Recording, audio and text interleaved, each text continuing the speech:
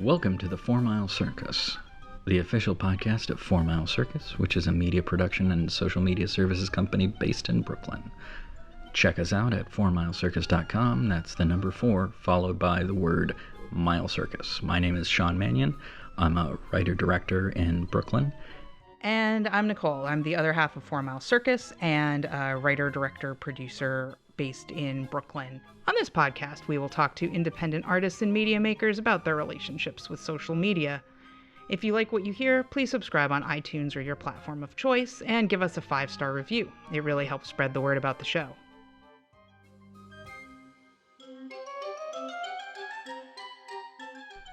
We're going to be live streaming this and future interviews on Facebook as we conduct them. So like 4MileCircus on Facebook to be notified of future live streams so you can see all our mistakes and comment with questions for the guest. Some questions may even make it into the show. This is the 3rd episode of the 4MileCircus, and we are appropriately enough featuring part 3 of our multi-episode interview with the multi-talented indie film writer, director, producer Christina Raia. On this episode, we will be talking to Christina about how she used social media throughout production of her debut feature film, Summit. But first, special just for you, is our social media tip of the episode. Nicole, do you have a tip for us? Yeah, I think I do. I think I do have a tip for us. Do you have a tip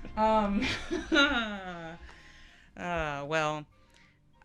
The social media tip that I have for all of us today has to do with timing of your posts and being experimental with said timing. There's kind of a general rule of thumb, which is that you usually want to be posting to social media when the most people are there. So it depends like where you are and where your target audience is. We're in North America, in New York City, and there are, in general, more people in the Eastern time zone than any other time zone in the United States, so I've heard. So general rule of thumb, if you're speaking to a very US-centric and English-centric, in this case of me, audience, you want to kind of do that by Eastern Standard Time, roughly business hours. Like business hours during the week is when people tend to be looking at social media. Generally, people tend to be looking at social media more as the week goes on, as it's getting closer to the weekend. People are doing less work at the office and spending more time on Facebook, Twitter, and Instagram. So that's the general rule of thumb. That said, you want to experiment. Like, for instance, I do horror movies. There are a lot of people who like horror movies who are up real late at night looking for stuff on Netflix. So I like to tweet sometimes late at night when I'm also up and can't sleep and looking for horror movies on Netflix. So whether you're following our advice or any other article or consultant's advice about the peak times to post on social media, use that as a guideline, but then mess around with it and just pay attention to what happens, because you may find that the better recipe for you is something other than the conventional wisdom. And in general with social media, follow guidelines and then experiment with them and see what happens. And if something works, keep doing it. And that's my tip for the day. Nice. Cool. So good tip. It's an excellent tip. Thank Probably you. the best tip that we had all episode. So we're talking to Christina Raia again, and Christina is director. She works with The Seed and Spark, and we've introed you a few times, but why don't we just kind of dive in this time? If you people want to know more about her, like we just did 2 whole episodes with her, just go listen, and then we'll do that. So let's start with we're going to continue talking about Summit and your other projects, and Summit in terms of like sort of the life cycle of a project. We want to focus on production, not just really like production, but pre-production. And also post-production, and how you used social media in that process. Just to kind of start that conversation, where would you say that you probably used, and maybe it was most useful for you to use social media in that sort of pre-production and then post-production process? Where, in what sense? Like what? Well, like, I mean, even from getting together cast for your films, if you're in pre-production, anything else that you need to prepare, did social media play a role in how you've coordinated that? Yeah, like maybe where did you use it the most to start, and then we can get into some specifics. Sure. Well, I definitely used it for kind of putting out cast and less cast, but definitely crew, like finding crew. I own a production company called Congested Cat Productions, and it's a small team of us. We met at school, and I run the company, and I direct most of the projects and produce all of the projects. But we were so small, we just kind of had like an editor and random crew members, like hands essentially. We didn't have like a deep resident DP or anything like that, so I posted on social media a lot to find, the main camera crew and pretty much every position that wasn't a post-production position. And it was really beneficial because I was able to post ads, and it was a no budget film that we didn't even have the funding for yet. It was before we crowdfunded it. So it was great to kind of meet people that wanted to just like get involved in a bigger project than they had done before and were kind of on my level in that way, but in like more technical positions. And yeah, that's how I met most of my more current collaborators, like my DP Peter and stuff like that. So it was definitely most beneficial there, at least early on, like in the very early stages of pre-production. Nice.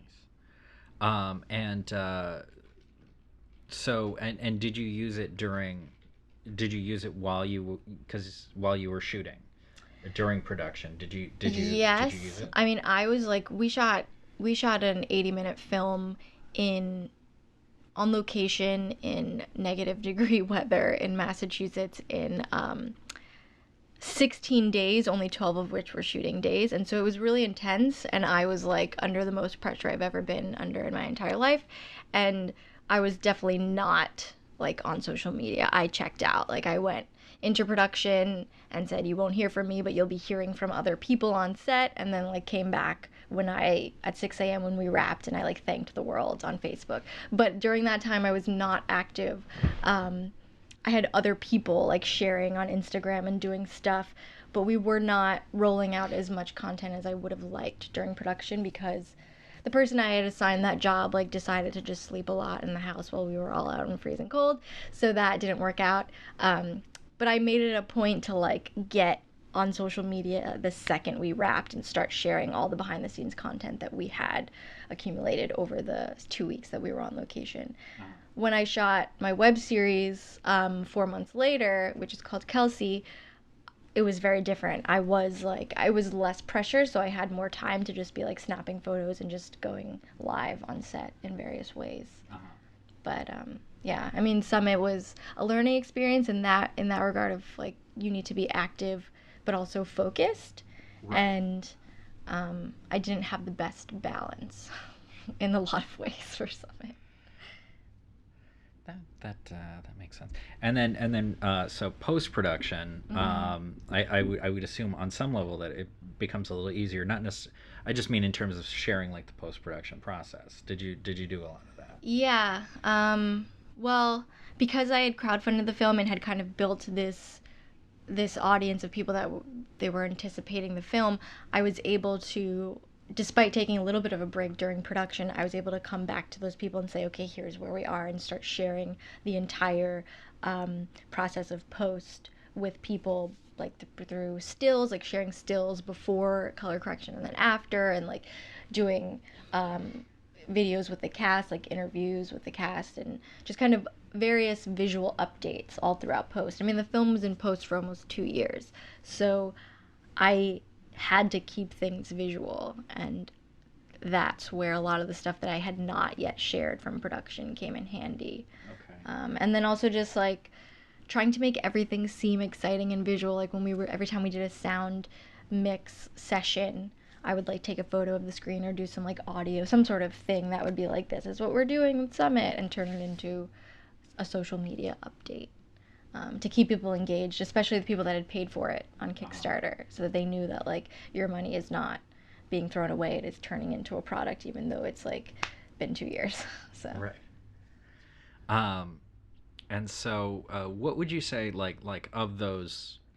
I also know that like before you shot, you also did rehearsals, and if I remember, you guys you videoed rehearsals and you shared some, didn't you? Yeah, we shared table reads, like little sections of table reads, and then for specific backers at certain levels, we gave away like bigger chunks of the table read. And we did like meet the cast videos where I just kind of sat down with the cast and asked them questions like, what's your favorite horror movie, or like if you could go back in time and have been able to play any role, like, what would have been fun stuff like that. I tried to make the pre-production or like the crowdfunding campaign very cast focused, because it was very much about like the team behind the film and about me as a filmmaker, but I wanted to be inclusive to the other people, and kind of get people like familiar with these faces who would be on screen in the film itself. But then in post-production, it kind of shifted to more like, here are the people that are continuing to work on the film, beyond just production itself. And yeah, I just tried to give away as much content as possible without spoiling the film or the experience of viewing the film. So what would you say of those different sort of methods or not even methods, of the different things that you shared? What would you say was sort of the most what were people the most interested in? Were they interested in the rehearsals? Were they interested in the post-production? Was it kind of blanket through, or did people respond more to one or the other? I think because most of the people paying attention before the film was released were people who had been there from the beginning. They were kind of most interested in what was most relevant to that stage. So like sharing things from pre-production while I was in post like didn't really catch people, but sharing stills from the film, like the next stage that we're at that you have not yet seen, that was exciting for people. I think that getting to see stills from the film was pretty big because, one, they were uploaded directly to Facebook and Twitter and whatever, so it was just kind of getting more eyeballs. But it was also just like, it created this sense of like, oh, here's a sneak peek at the actual product that you funded or that you're waiting for. And it kind of kept the anticipation growing. Anything visual. Like when I would blog, there were certain people, I was always surprised when people were like, I read your blog about color correction. Like, I didn't think anyone was going to read that. But those were less, like, generally didn't get as much traffic as just like quick, here's a visual. But it's also like, quality versus quantity, because some people that were actually reading my blog post about color correction were the types of people that would go on to contribute to my next crowdfunding campaign, compared to maybe like the huge amount of people that just like liked this photo, this still, like not too many of them maybe would actually go on to contribute to more of my work, because reading my blog showed that they actually cared about the process and like me as a filmmaker and how I felt about the situation, versus just like, that's cool to see. Yeah. And so I try to have like a variety in terms of how I share content, so that everything kind of links to something else. So like, you could just like this still, or you could like click through and read my blog post about whatever, and so I'm hitting people in the ways that they want to be hit, I guess. Yeah, that makes sense. That makes a lot of sense. Yeah, and you're meeting people where they are, and recognizing different people are in different places and going to engage in different ways. And I like what you said about the kind of quantity versus quality aspect of engagement on social media, which is a big issue, whether you're in film or an accountant or have a bakery or whatever your thing is you're trying to promote on social media. It's pretty easy to get somebody to hit like. It's a lot harder to get somebody to take that next step to actively follow you and engage with your content in a more meaningful way. And those kinds of meaningful engagements are a lot more important than getting 100 likes by spam bots on Twitter who just start liking everything with a certain keyword or whatever it is. Right. Yeah. So that it's very interesting to hear how you leveraged and balanced that. Thanks. I would say, though, actually, I mean, the biggest thing, like the biggest momentum came when we released our teaser trailer. Like, that was kind of huge in terms of pulling in new people. I think for the most part, people weren't paying attention to Summit too much outside of the people that found it through the crowdfunding campaign. Like, we hadn't had a big jump in likes or followers during that period, maybe like a year from when we shot it to when we released the trailer. But once we released that, like, people just were interested. That was a big one, because it's like, you know, it's the film essentially. So would you say that your social media usage throughout the pre-production and post-production thing actually expanded the audience for the film once it was available to the public? Yeah, absolutely. I mean, it was largely social media that helped plug it once we released it. You know, without that base of people that had been paying attention, we would have just released it and nothing would have happened. And it is largely just sitting there because I just don't have it in me to be like pushing it constantly. But in our first 2 weeks, we had like a nice boom of people that were coming in because they had been waiting for it because of social media, but then also people that had already seen it but were following it were sharing it and helping to spread the word. It's awesome. Cool. And so, and you talked about it a bit, the blog posts. I mean, I read, I want to say that I read all of them. The Shooting Summit series was interesting. And I mean, I think it's particularly interesting, and I think people should look for it on it's congestedcat.com, and I don't know if there's a specific page there for it. Yeah, on our blog, you can search by category, and there's a Shooting Summit. Okay. And I mean, I think it's really good. I think that there's a lot of like lessons that other people can take from it in terms of, I mean, for one thing, like in terms of like planning and safety, because you planned a lot. I know you did, because we talked a little bit before the shoot. We hadn't even actually. I don't think had we met? Had we actually met in person yet? Or did we just know each other online? I think we'd met once in person. We met, once. Because I interviewed before. You for the web series. There's a lot of like best laid plans, sort of, and then everything kind of falls apart. Do you think? What kind of response did you get from people, in terms of that? In terms of you know, being very open about like. The sort of situation you were in, and maybe they were mistakes, or maybe they were just, you know, this is just what happens. But what kind of response did you get from people about it? I mean, people were really just.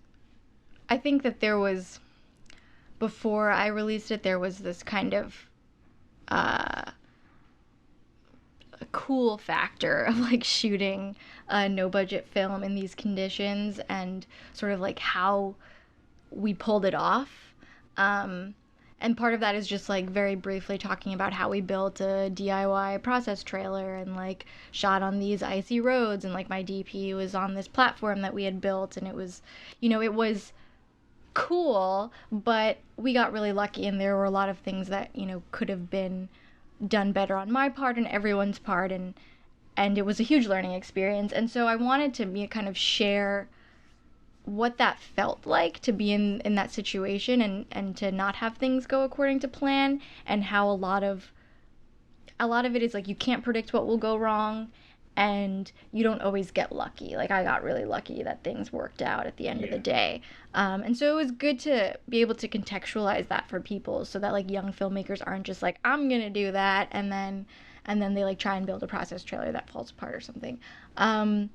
So that was like, it really resonated with people who had made feature films previously. Like, they were past that stage. A lot of people were like, oh, it's nostalgic, which was cool to hear. But a lot of filmmakers read it who were about to go into their first feature, and said that it was so helpful in making them see that you really need to prepare, and there are so many things you need to be thinking about that maybe you're not thinking about. The biggest thing that I took away was like, I should have volunteered to work on a set at that budget level in those conditions, so I would know what it would feel like to be a crew member working on that set. And I did not do that, and if I could do it again, I would. because then I would have been better prepared just for like what it is shooting in those conditions. What does your crew need from you? What should your priorities be? What are the things that you should expect from the environment? And just how can you... And I think, so the building the process trailer was successful, and I think the footage looks great, and I'm really proud of it, and my DP's proud of it. It was my DP's idea, and he kind of was like, I want to do this. I insist on shooting it this way because it's going to be bad if I have to sit in the car and, like, shoot that way. And that's, like, cool on him, but if something happened, it would have been on me. And, I was naive allowing that to happen, even though it worked out, and like I kind of don't regret it. I only don't regret it because nothing bad happened, but like it was an interesting experience in sort of finding a balance between like when to be creative and innovative and when to kind of play by the rules and be safe, and how to do right by the people that are working for you. Yeah. Absolutely. Yeah. So, I mean, I think that anybody who's been doing the filmmaking would say that pretty much any shoot is at least on some level, a learning experience. And I think I really appreciated being able to read about yours, because there's a lot that maybe not everybody would necessarily want to put out there, like.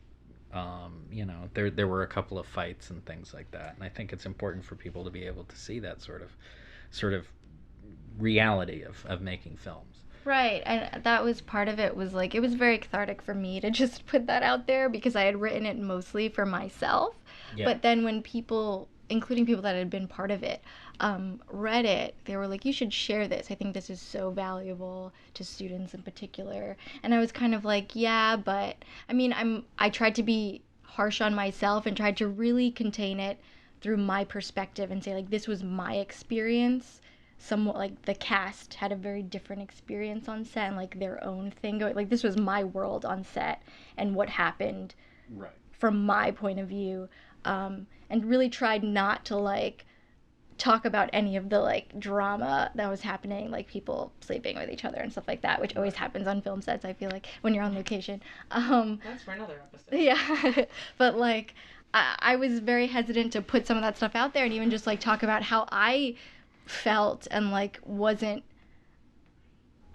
as strong in all of the moments, as strong as I wanted to be, both like emotionally and in other ways. And that was tough, but I think it's so important because like particularly on social media, you can kind of create this version of yourself that is like always doing well and like always successful and feeling great and like everything works out, and that can be so false. And I think it's really helpful when you see someone you admire or who is like a step ahead of you, when they admit that they have made mistakes or that they aren't always right, or the decisions that they've made they maybe regret, or have learned from. And I think that that's really important. And so being able to do that for people who are maybe, you know, still in school or just kind of not quite where I am yet, that was valuable. And to get the kind of feedback that I got, it was really wonderful when I released it. I mean, I didn't expect to get as much commentary as I did, but I got a lot of people reaching out to me and saying that it was helpful to them, and a lot of women in particular, which was really cool, like women directors. And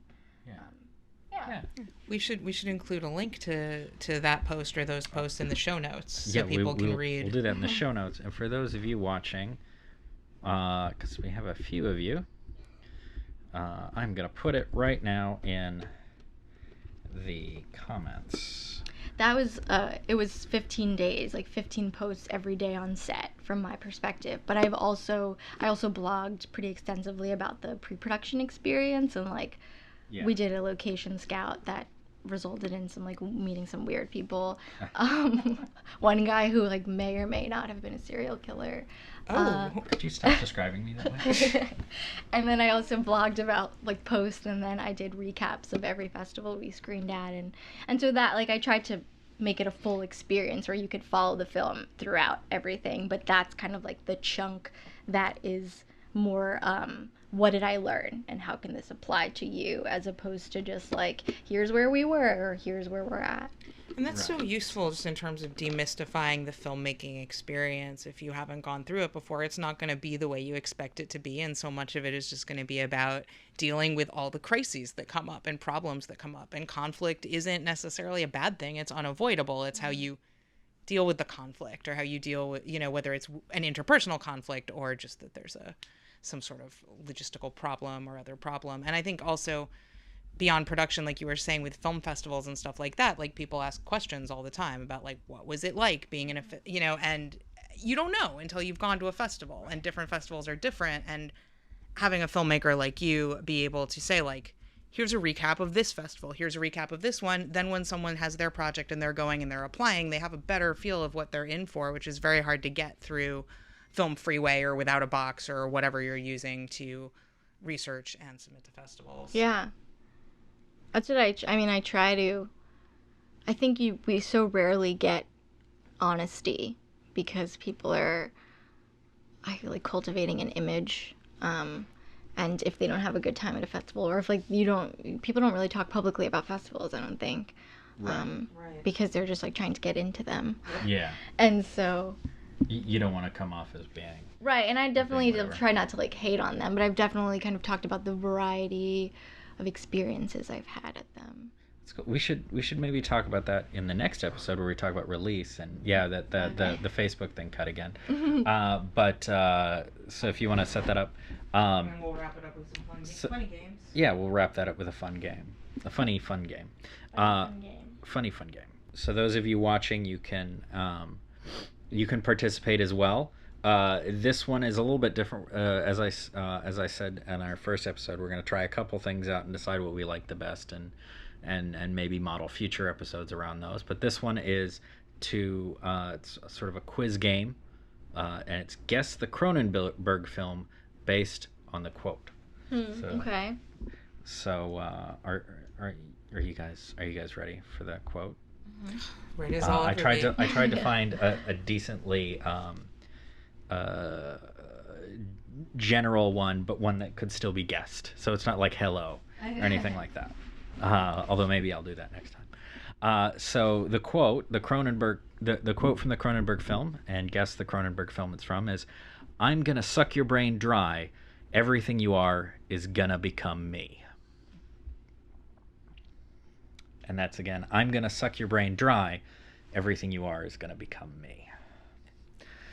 I mean, I guessed first.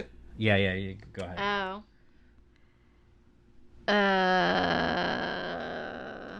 Is it Scanners? I don't know if that's... Okay, that's Christina's guess is Scanners. I mean, my guess was also Scanners, so... Anybody watching, do you have any guesses? No? Yes? Maybe? All right, so it is Scanners. It was Scanners! We both got it right! Yay!